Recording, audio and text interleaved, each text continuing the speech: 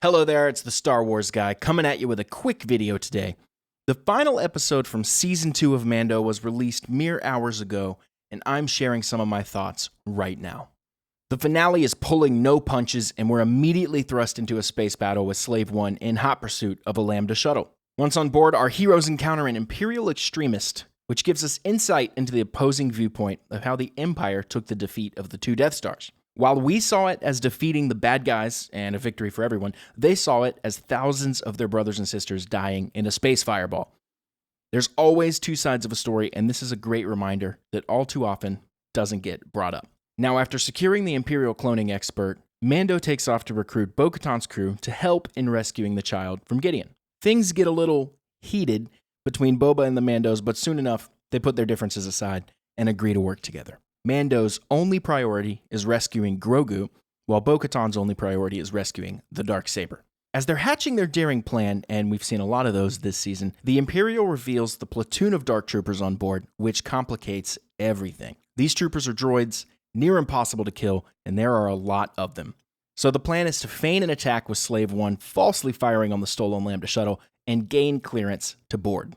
This almost works, except Gideon decides to deploy the ties. So now Boba has his hands full, leaving the Lambda crew to crash land inside the ship and come out guns blazing. All this, and we're just getting started. Mando splits off from the group to find and disable the Dark Troopers, while the others head to the bridge to capture Gideon. Unfortunately for Mando, just before he can jettison the platoon into space, one single Dark Trooper escapes and almost kills him.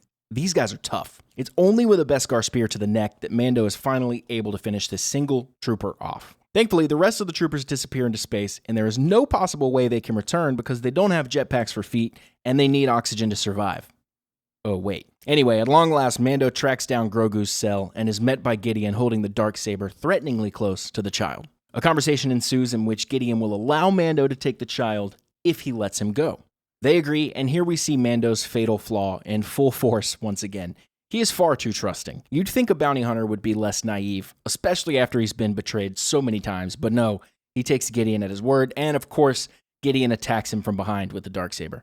So we finally get our showdown between Mando with the Beskar spear and Gideon with the Darksaber. Unfortunately, while entertaining, it's not the highlight of this episode. Mando pretty quickly incapacitates Gideon and brings him to the bridge where things get even more complicated. All Bo-Katan wanted was the Darksaber, but it's revealed that the only way to truly win the Darksaber is to beat the previous owner in battle, which is now Mando. Mando wants no part of this and tries to give it to her, but she's having none of it. The irony that their staunch beliefs in Mandalorian culture have now switched is not lost on me. Not too long ago, Mando was the one sticking to culture and being offended by Bo-Katan.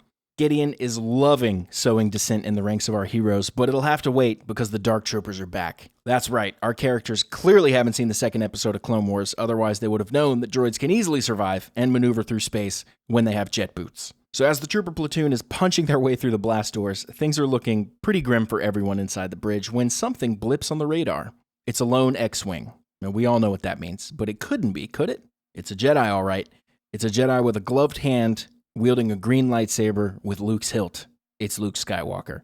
And he's beasting his way through the Dark Trooper platoon like they're not even there. Is this a response to Vader's hallway scene in Rogue One? We've seen Luke in action before, but because of technical or age limitations, it's always been a bit subdued. Now we see him in the prime of his power, laying waste to these clankers. When his face is revealed, it is of course CGI'd because time travel doesn't exist yet, and in my opinion, I thought it was well done. It's a difficult problem to solve with no winning solution, but I think this was the best path they could have taken, and it works. Luke is here for the child, and I have 1,000 questions about the future of this franchise now. So as he says goodbye to Grogu, Mando removes his helmet so the little guy can look upon his face for the first time. It's a tearful goodbye, made more sad by the fact that we now get the full benefit of Mando's facial expressions, and even R2 shows up by Luke's side, another amazing cameo, and the trio depart the ship with the door closing as the episode and season come to an end. What an amazing ending to Season 2. Season 3 is scheduled to drop in about a year, and I know I speak for all Star Wars and Mandalorian fans when I say that we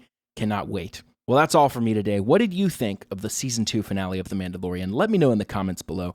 I'm the Star Wars guy. Please subscribe below for more Star Wars content every single day, and I'll see you in the next video.